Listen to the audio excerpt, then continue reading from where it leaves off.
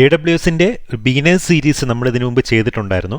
അപ്പോൾ നമ്മൾ ആ ഒരു ബിഗിനേഴ്സ് സീരീസ് എല്ലാം ചെയ്ത് നമ്മൾ എക്സാമ്പിൾസ് പഠിക്കുന്ന സമയത്ത് നമ്മൾ യൂസ് ചെയ്തത് AWSന്റെ തന്നെ വെബ് ബേസ്ഡ് ആയിട്ടുള്ള ബ്രൗസർ ബേസ്ഡ് ആയിട്ടുള്ള ഒരു കൺസോൾ വഴിയാണ് നമ്മൾ എക്സാമ്പിൾസ് എല്ലാം ചെയ്ത് മനസ്സിലാക്കിയത്.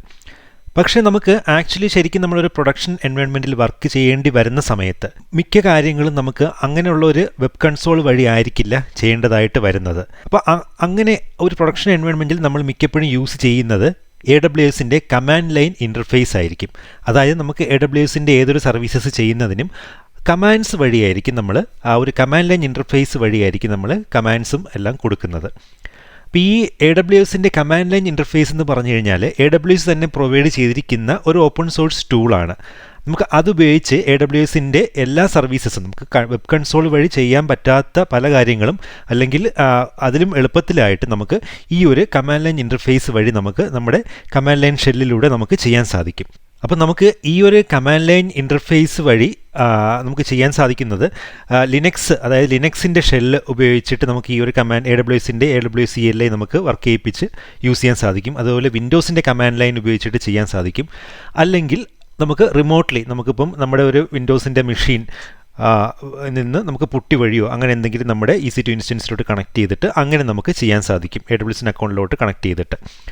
അപ്പോൾ ഇങ്ങനെ ഒരു 2-3 മെത്തേഡ് വഴിയാണ് നമുക്ക് AWSന്റെ കമാൻഡ് ഇൻ്റർഫേസ് വഴി നമുക്ക് ഇൻസ്ട്രക്ഷൻസ് നമുക്ക് സർവീസസിലോട്ട് നമുക്കെല്ലാം ചെയ്യാൻ സാധിക്കുന്നത് AWSന്റെ. അപ്പോൾ ഈ കമാൻഡ് ലൈൻ ഇൻ്റർഫേസ് പഠിക്കേണ്ടത് വളരെ അത്യാവശ്യമായിട്ടുള്ള ഒരു കാര്യമാണ്. കാരണം ഞാൻ മുമ്പ് സൂചിപ്പിച്ചതുപോലെ ഒരു പ്രൊഡക്ഷൻ എൻവയോൺമെൻറ്റിൽ നിങ്ങളൊരു കമ്പനിയിൽ ജോയിൻ ചെയ്ത് കഴിഞ്ഞ് വർക്ക് ചെയ്യുന്ന സമയത്ത് കൂടുതലും യൂസ് ചെയ്യേണ്ടത് വരുന്നത് ഈ ഒരു കമാൻഡ് ലൈൻ ഇൻ്റർഫേസ് ആയിരിക്കും. അപ്പോൾ ഇതിനെക്കുറിച്ചുള്ള ഒരു നോളജ് നിങ്ങൾക്ക് അത്യാവശ്യമായിട്ട് ഉണ്ടായിരിക്കേണ്ടതാണ്. അപ്പോൾ നമ്മൾ ഈ ഒരു സീരീസിൽ പറയാൻ പോകുന്നത് ഒരു കമാൻഡ് ലൈൻ ഇൻ്റർഫേസ് ഈ ഒരു ടൂൾ നമുക്ക് AWSന്റെ CLI നിങ്ങളുടെ സിസ്റ്റത്തിൽ എങ്ങനെ ഇൻസ്റ്റാൾ ചെയ്യാം എന്നുള്ളതും നമുക്ക് അത് ഉപയോഗിച്ചിട്ട് AWSന്റെ സർവീസസ് എല്ലാം തന്നെ ഒരുപാട് സർവീസസ് ഉണ്ട് AWSന്റെ. അപ്പോൾ നമുക്ക് അതിലുള്ള ഇമ്പോർട്ടൻ്റ് ആയിട്ടുള്ള സർവീസസ് എല്ലാം തന്നെ എങ്ങനെ നമുക്കൊരു CLI ഉപയോഗിച്ച് നമുക്ക് കൺട്രോൾ ചെയ്യാമെന്നുള്ള കാര്യങ്ങളൊക്കെയാണ് നമ്മൾ ഈ ഒരു സീരീസിൽ നമ്മൾ നോക്കി, ഇതൊരു ചെറിയ സീരീസാണ്, ഈ ഒരു സീരീസിൽ നമ്മൾ നോക്കി മനസ്സിലാക്കാൻ പോകുന്നത്.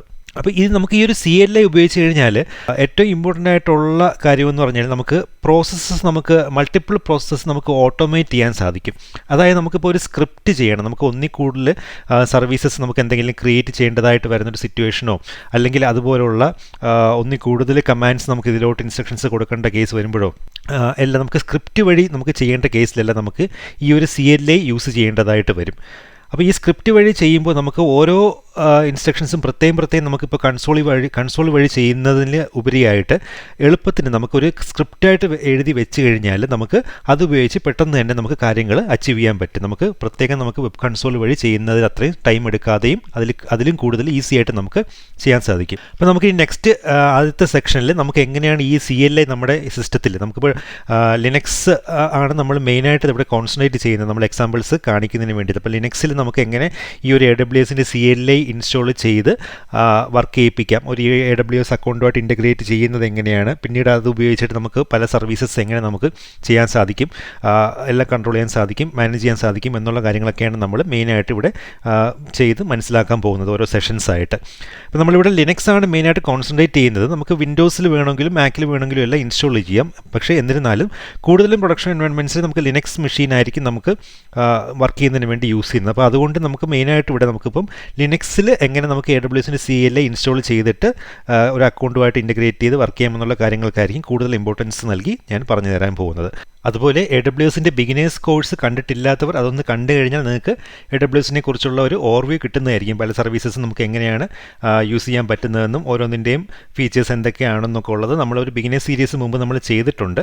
അപ്പോൾ അതൊന്ന് കണ്ടിട്ടില്ലാത്തവർ കാണുക. അതുപോലെ ലിനക്സിൽ ഒട്ടും നോളജ് ഇല്ലാത്തവർ നമുക്ക് ലിനക്സിൻ്റെ കോഴ്സ് നമ്മുടെ ലേണിംഗ് മാനേജ്മെൻറ്റ് സിസ്റ്റം പ്ലാറ്റ്ഫോമിൽ LMS പ്ലാറ്റ്ഫോമിൽ നമ്മൾ പ്രൊവൈഡ് ചെയ്തിട്ടുണ്ട്. അപ്പോൾ അത് കണ്ടിട്ടില്ലാത്തവർ ആ ഒരു കോഴ്സ് ചെയ്തിട്ടില്ലാത്തവർ അതും കൂടെ ഒന്ന് ചെയ്ത് കഴിഞ്ഞാൽ നിങ്ങൾക്ക് ബിഗിനേഴ്സിന് വേണ്ടിയിട്ടാണ് ഈ പറയുന്നത്, അവർക്ക് ലിനക്സിനെ കുറിച്ചൊരു അത്യാവശ്യം ഐഡിയ കിട്ടുന്നതായിരിക്കും.